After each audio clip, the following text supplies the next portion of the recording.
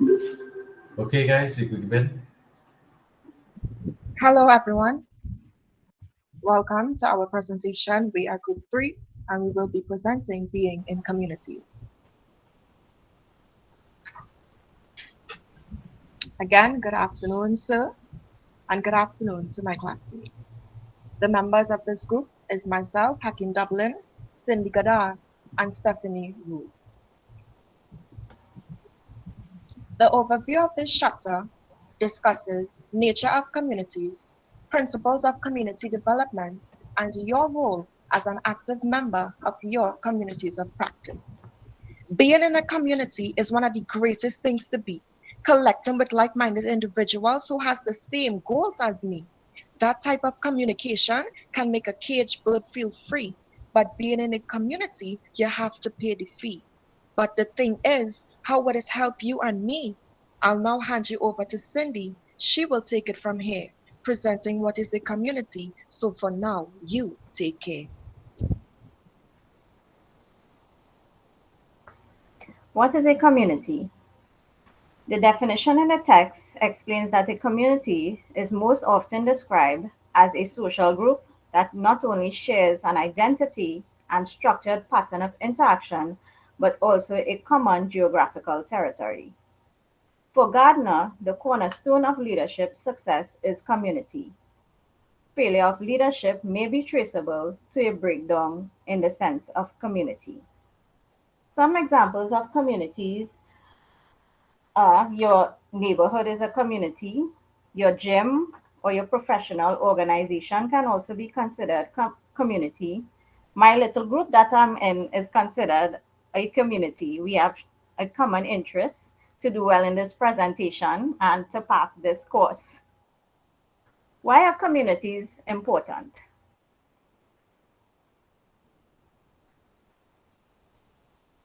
Communities are an important part of society. Having said that, it is equally important for leaders to evaluate and comprehend communities. Groups are viewed as communities in the relational leadership model. Comives explores how important relational leadership is to community. Understanding communities is essential for forming a meaningful and inclusive group. Responsibilities, processes, and teamwork are the foundation of groups. A group requires a sense of shared responsibility for everyone to feel like they belong. Again, the example is my team coming together to do this presentation. We had a shared interest, a goal. We worked well together. Gardner, 1990, expands on traditional community definitions. So the following 8 elements are what Gardner considers to form a healthy community: wholeness incorporating diversity, a shared culture, good internal communication, caring, trust and teamwork, group maintenance and governance, participation and shared leadership tasks, development of young people or its new members, and links with the outside world. To further explain each category, wholeness incorporating diversity. If there is a division or disagreement in a community, it is obviously less of a community. No one could function well in a hostile environment. Community should make you feel safe, it should give you a sense of belonging, it should create an atmosphere where we could incorporate, share ideas, share our diverseness, and bring together that in a wholesome atmosphere. We anticipate and desire diversity, and even in the best of communities, there will be disagreements because ideas will clash. Everyone have different opinions, everyone have different perspectives, and that sometimes disagreement make things work because it opens your mind to explore, to understand someone's point of views, to even reconsider your own point of view. Cooperation, compromise, and consensus building will be broadly shared interests in essential communities. In ideal circumstances, such communities will have dispute resolution instruments and methods. And Gardner strongly and firmly believed in that, believes in leaders becoming a part of communities, getting themselves involved in communities. Point two, a shared culture. If a community has a shared culture, that is, shared norms and values, the possibility of wholeness is significantly increased. If the community is fortunate, which is sometimes rare, it will have a shared history and tradition. So that would be for probably longer communities, like your community groups in your areas. Through ceremonies and celebrations that recognize shared identity symbols and allow members to rededicate themselves, a healthy community defines itself and promotes morale and motivation. This is not to say that they are immune to internal criticism or that they are without problems.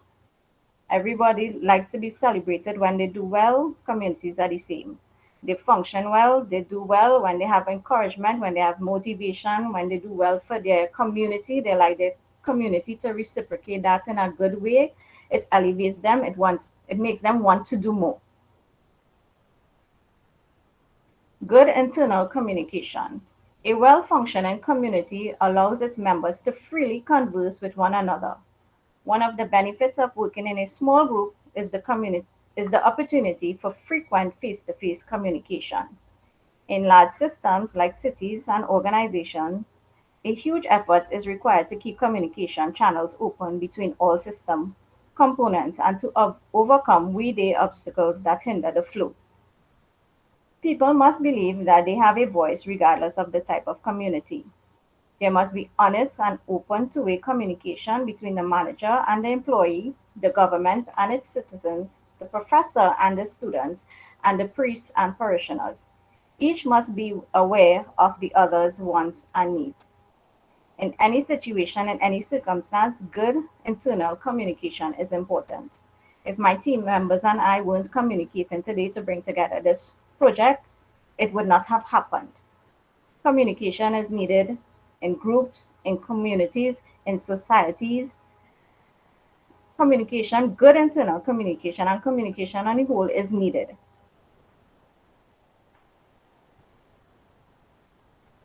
CRN, trust, and teamwork.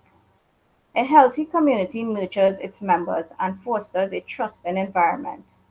They both protect and provide the individual with a measure of autonomy. There's a spirit of cooperation and mutuality.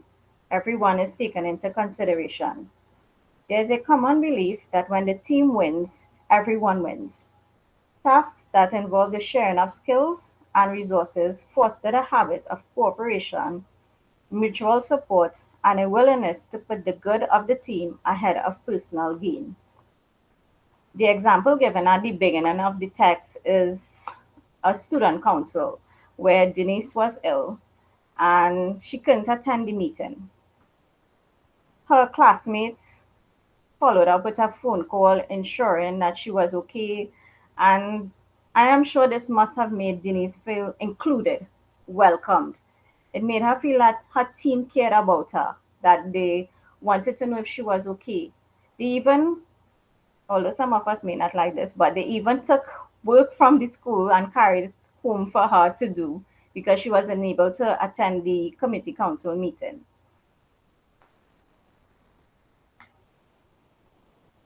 Group maintenance and governance. Institutional provisions for group maintenance or governance exist in a well-functioning community. For example, the board of directors, management, and the line of command in a corporation, the trustees, administration, faculty council, and student government are all involved in the governance of a college. It is not just a legal governing procedure that rule its own city, but also the non-governmental leadership performed through numerous non-profit institutions. One of the tasks is to maintain some semblance of order and conformance to accepted customs and norms.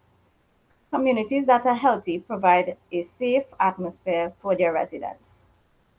All groups, all communities need some rule, some line of command, some formation in order for it to function properly.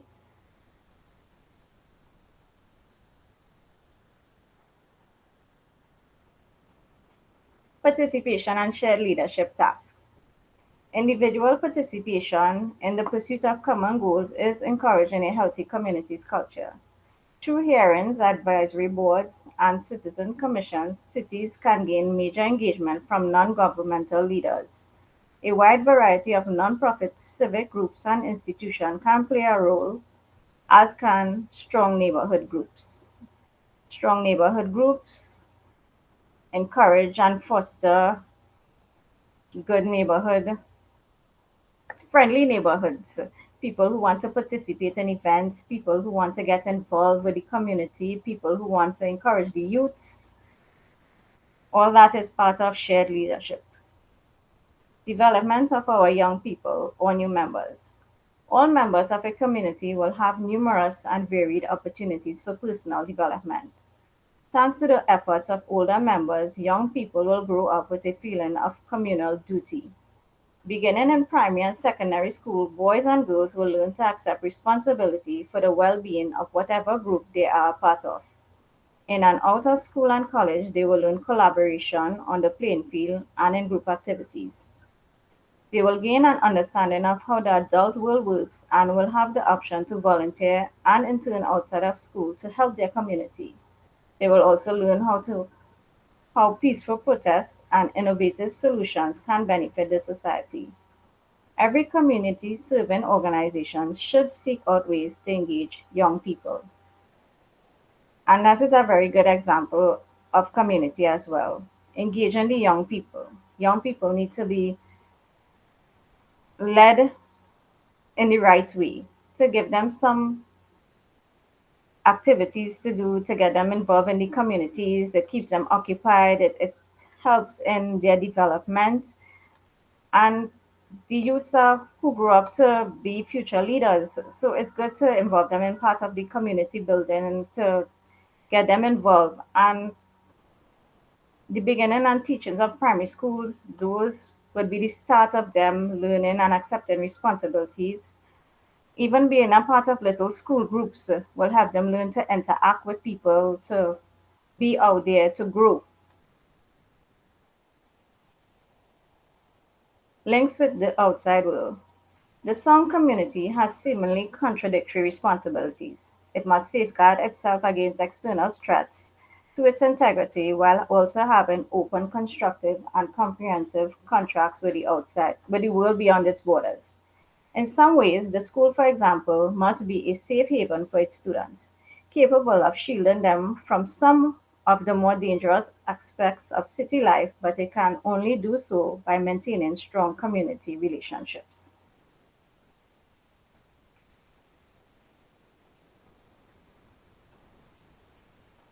In essence, we all desire to be connected to others in meaningful ways.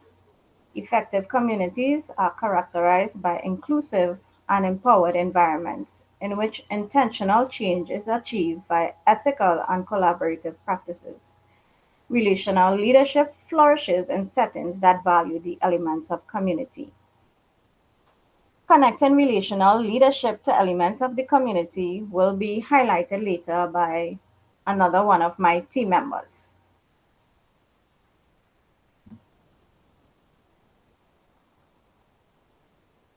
So, as an activity, you can think about an effective community that you are a part of. Remember, communities are like your joining a gym, your college, your church, anything of those are considered communities. Write some of the qualities that describes that community you are a part of, and you can probably try to see if those qualities fall in line with Gardner's elements of achieving a healthy community.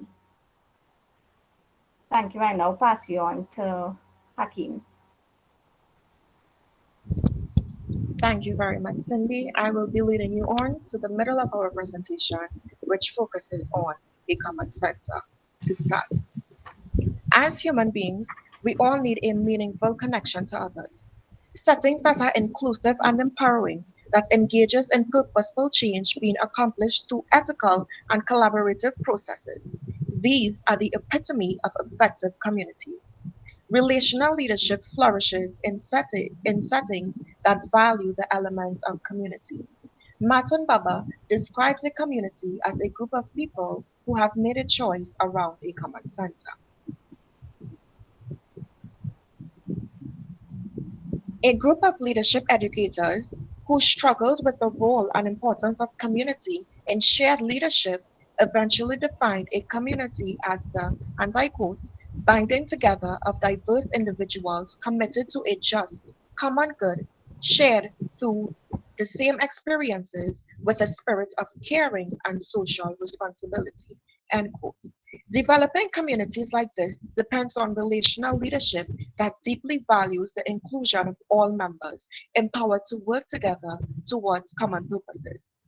True dialogue requires listening and being willing to give up the need for control, even when your ideas and thoughts are in conflict with those of another. Without this, you'll engage in conversation that cannot promote community. Being in a community requires the realization that a member's personal needs will not always prevail. But remember, this does not mean accepting the views of others just to create a false peace, but rather it means keeping in mind the values and commitment to those greater values. So, for example, if we're all in a choir and a newcomer suggests that you, as the lead, change your key because the way that they learned it turned better. You wouldn't just agree with that to just make them feel welcome for the sake of a community and for the sake of agreement. No, because you will tell them that if you do change that key on such short notice, you will not only affect how it goes for yourself as the lead singer, but for the instruments and the backup vocalists as well. A true community is not a collection of people who all think alike, but with people with different minds and complementary natures. And again, for this, you will need openness and the willingness to give up the need for control.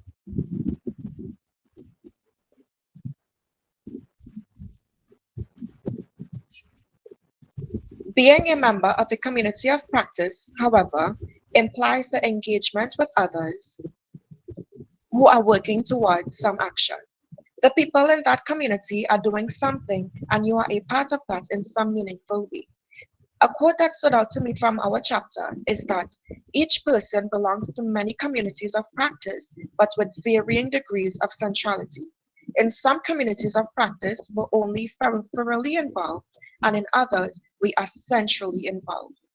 For example, you may have intentionally decided that it is the time to devote more time and energy to your family, to some special needs of your job, or to your senior thesis project. So you cannot do as much as you would like in your worship community or in your community of organizations. Let's say you're part of a catering club, an events planning group, and a golf club.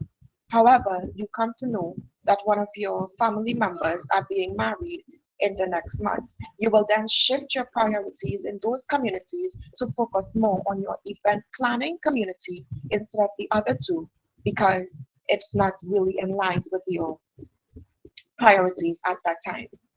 Don't think of yourself as being a mere member of multiple communities. Membership may mean having only a passive connection or simply just being a name on a roster.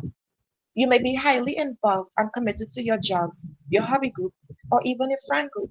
However, because of limited time, disinterest, or shifting priorities, as mentioned in the example before, you may become affiliated with only one of those communities and not highly active in the others.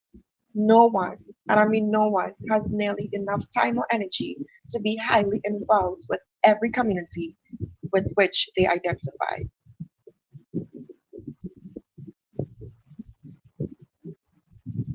Focusing on communities of practice also raises the question, well, how can those communities best function to fully engage community members?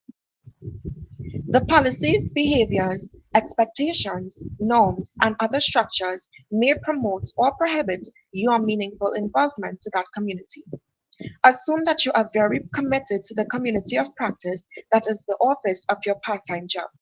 An office culture that includes you in decision making, supervision that promotes your personal development, reward systems that show your work is valued, co-workers who support and trust each other, and office celebrations of work successes all create an environment that bounds people to this community.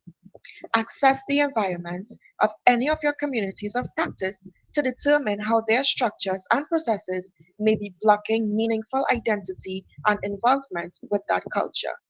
Addressing that information can help it become a more effective environment. So assess the environment, look at the culture, examine the structure, ask yourself, do I feel included? Being in community requires an awareness of reciprocal processes.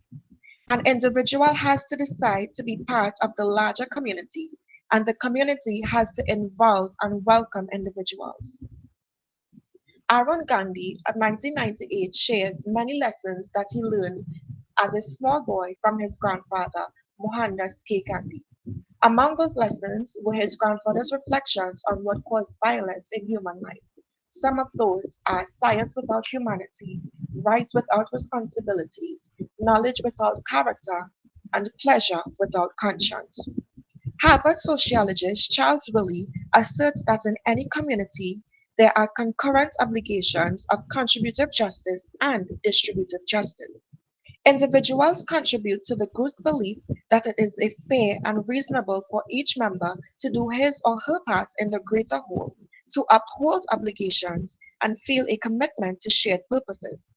By the same token, the community must practice distributive justice, of caring for all community members and ensuring that each is included, heard, and is not hurt or disadvantaged through community membership. Communities sometimes act to remove members who are not willing to uphold shared values. For example, we're all part of a fitness group that promotes natural products. However, one of our members decides that for our next rally, we will use steroids or some type of protein boost to enhance our performance. We as a collective would decide that since that person, their morals as in line of our fitness group's values as a whole and as a group, as one voice, we will then vote to get rid of that one member. Communities are important because without them, we would be missing out on areas that are crucial to our development. Learning to feel responsible for others in our communities of practice is a critical part, especially when it comes to our human connection. I will now pass you over to Stephanie, who will take you through the end of our presentation. Thank you, Hakeem, for the lovely words. Good afternoon, sir. Good evening, class. I will be lecturing to you on the development of a community. But first, I must let you know that communities does not happen magically, but the development of a spirit of the community must happen intentionally. Four stages of developing a true, authentic community have been identified by Scott Peck in 1987. They are the pseudo-community, chaos, emptiness, and the actual community. The first stage being pseudo-community. In this stage, a group may feel like things are just fine. People seem to be getting along, relationships are courteous. But is it? In reality, a superficial, underdeveloped level of community. The second stage is chaos. A familiar term, but what does it mean in community development? Within this stage, there is a commotion of different views being shared by members. It can be easy to visualize a group of people speaking at the same time, trying to get their perspective across, or why their view is more important or makes the most sense. According to Peck, this stage can be dangerous because some give up and retreat instead of working through this stage. It is important to find meaning in the idea that even fighting is better than pretending you are not divided. Doesn't this ring a bell? It's related to the storming stage of group development. This is the most hardest and crucial step to get through. Individual personalities evolve during this age of conflict and competitiveness.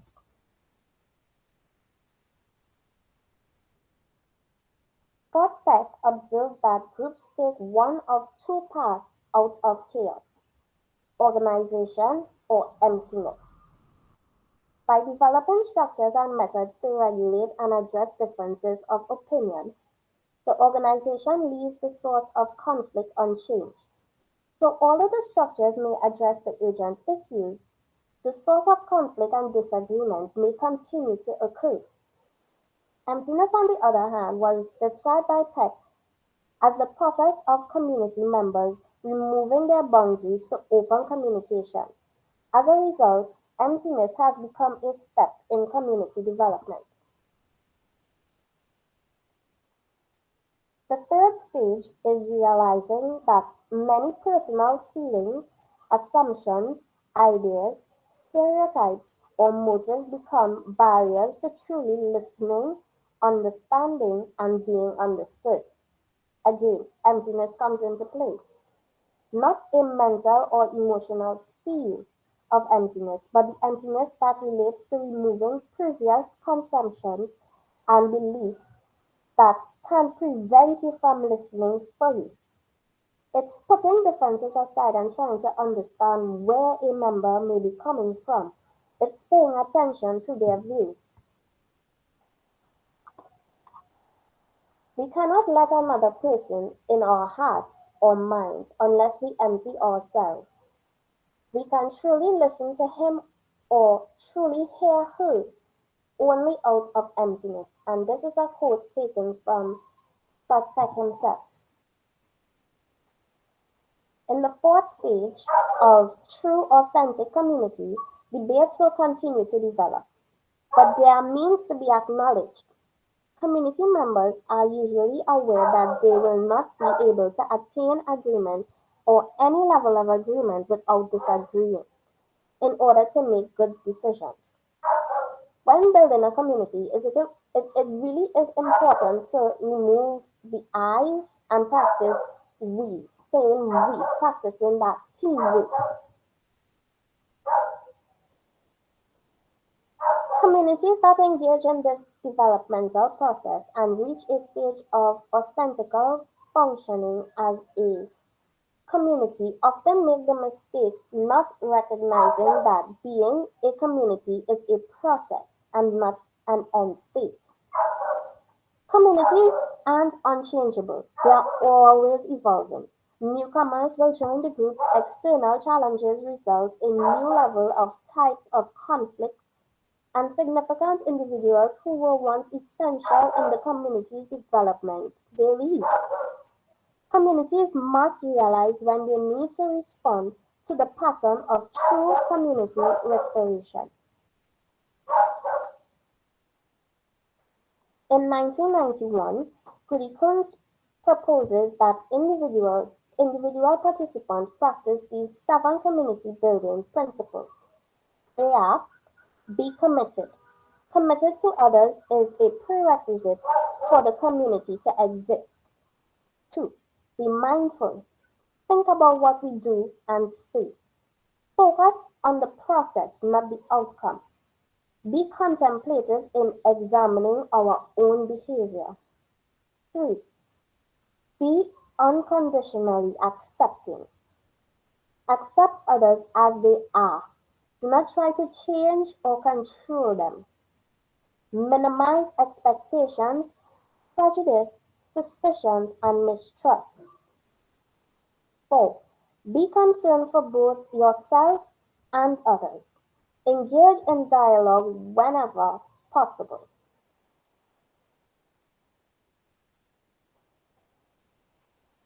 Consult others on issues that affect them and be open to their ideas.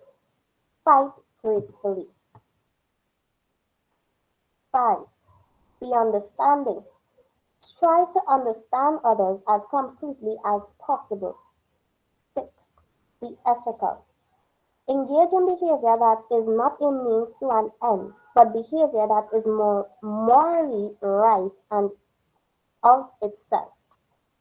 7. Be peaceful.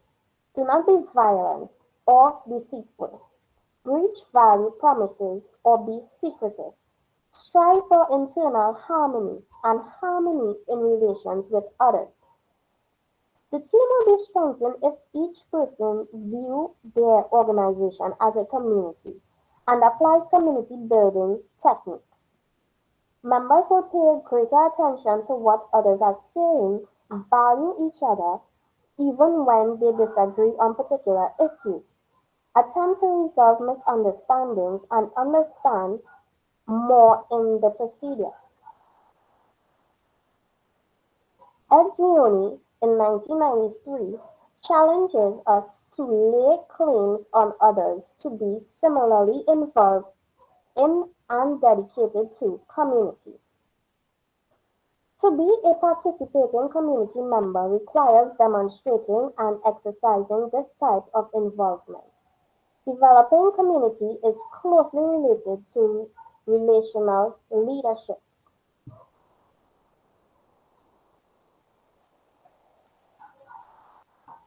Connecting relational leaderships to elements of a community. It acknowledges the diverse talents of group members and trusts the process to bring good thinking to the socially responsible changes group members agree they want to work towards. Relationship, relationships are the key to leadership effectiveness.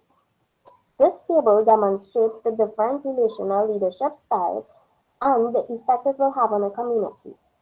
The relational leadership types are inclusive, empowering, ethical, purposeful, and process-oriented. An inclusive leadership will have wholeness incorporating diversity, links with the outside world, be committed, be unconditionally accepting. It is welcoming and open to diverse points of view and diverse identities. Empowering will have a shared culture, a group maintenance and governance, development of young people or new members. Be understanding. Be concerned for both yourself and others. Sharing power with others to embrace what they have to offer. Ethical is caring, trust, and teamwork. Be ethical. Upholding values and standards of morality. Purposeful participation and shared leadership tasks. Having a common set of values and vision to move an initiative forward. Process-oriented leadership will have good internal communication. Be mindful. Be peaceful. The focus is on the group and how the group works together. We now look at college communities.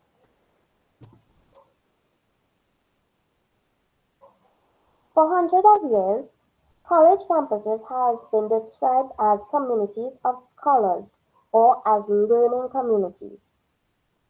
True community, on the other hand, is not always a mutual feeling. Hate crimes can happen on campus, incivility can be found in Senate meetings, some organizations devalue the purposes of other organizations, and not all people know or care about each other. In 1990, the Kanji Foundation for the Advancement of Teaching conducted a major study of what students, faculty, and staff would like to change about their campus. All the groups agreed that a rejuvenated sense of community is needed and not return to an outdated, similar model, but a kaleidoscopic community that welcomes differences while finding common ground. The foundation promoted the concept that healthy college communities would be purposeful, open, just, disciplined, caring, and celebrative. Campuses can take purposeful steps to valuing being together in a community.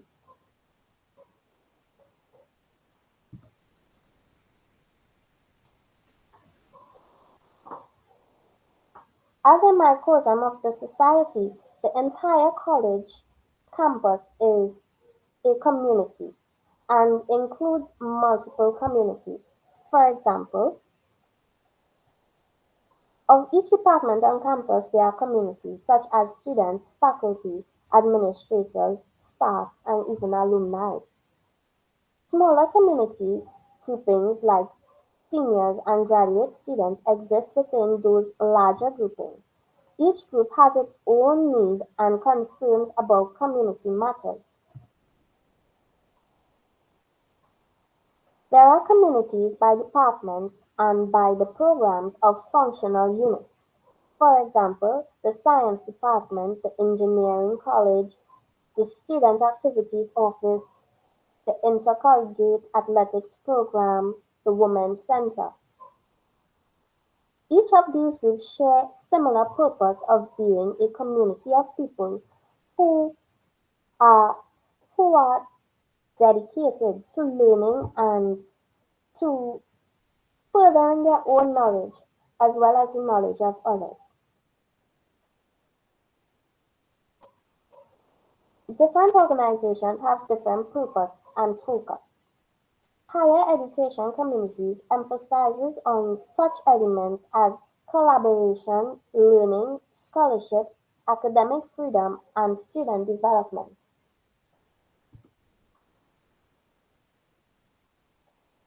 A social organization might emphasize on friendship, fun, and enriching experiences, whereas a sports team would stress on competence, teamwork, and responsibility.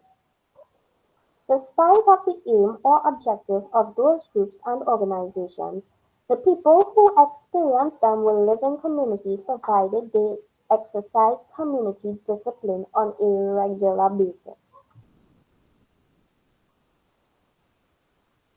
In 1998, Moore stated that identifying our common interests and broadening our relationships will be the defining elements of 21st century communities. The broader global community will be enhanced by the health of the many smaller communities that constitute the whole. Those living within each community define all communities.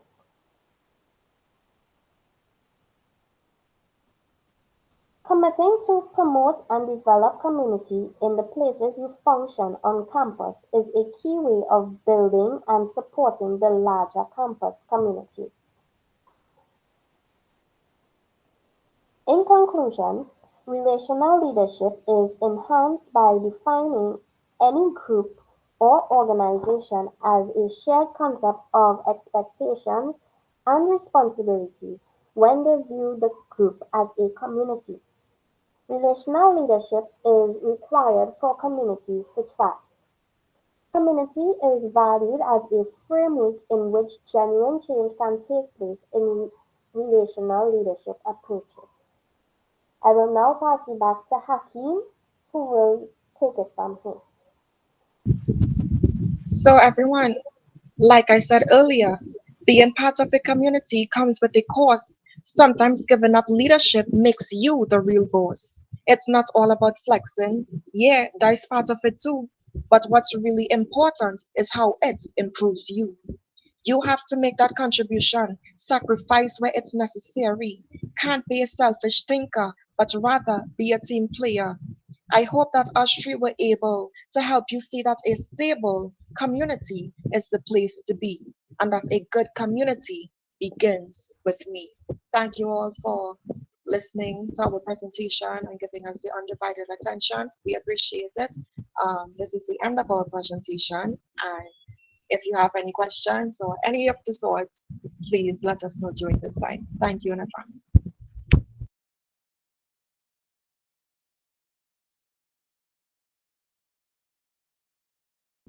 No questions? Then thank you all one more time on behalf of my group members and I.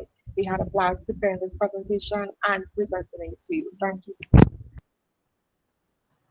All right, no questions. I'm going to stop the recording now.